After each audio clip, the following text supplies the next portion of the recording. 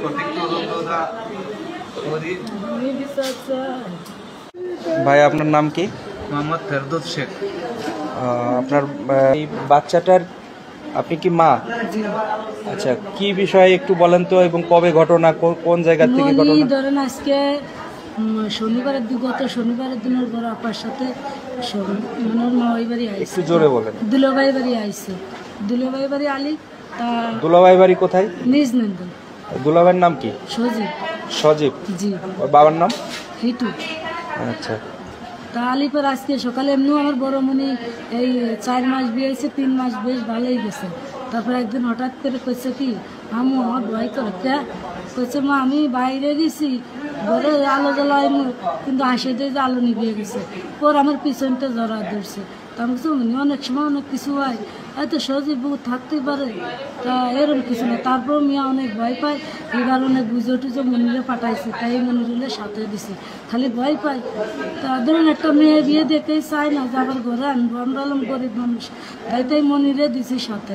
কিন্তু আজকালকে আমার মনির আসার কথা, আমার মনিরে একা ভয় পাই বলে আমি পাঠাইনি।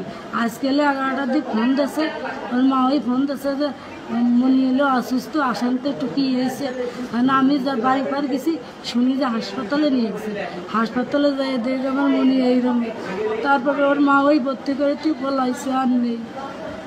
হসপিটাল কোন হসপিটালে? মাগুরায়? সদরে। মাগুরা সদরে।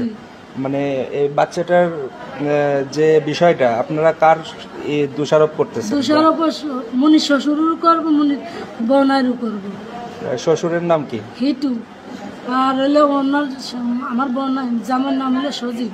সজীব। জি। এই যে ধর্ষণের যে ইয়েটা, আমার মনি বড় মাইয়া কইছে, মা আমার কাছে আমি শোয়া রাখছি, কইছে 2:30টার সময় মনি দেয় যে নিচে নিচে ওই খালি পড়িয়ে রয়েছে।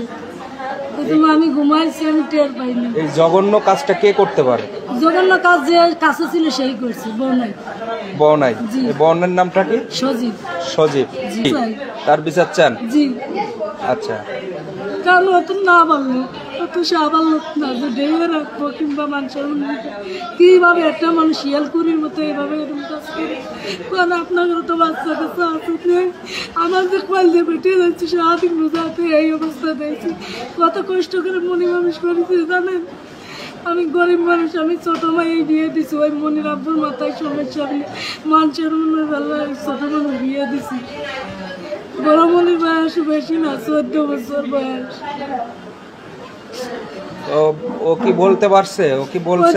আমার কোথায় নেই, হুঁশই নেই, হুঁশই নেই, যেভাবে রয়েছে সেইভাবেই।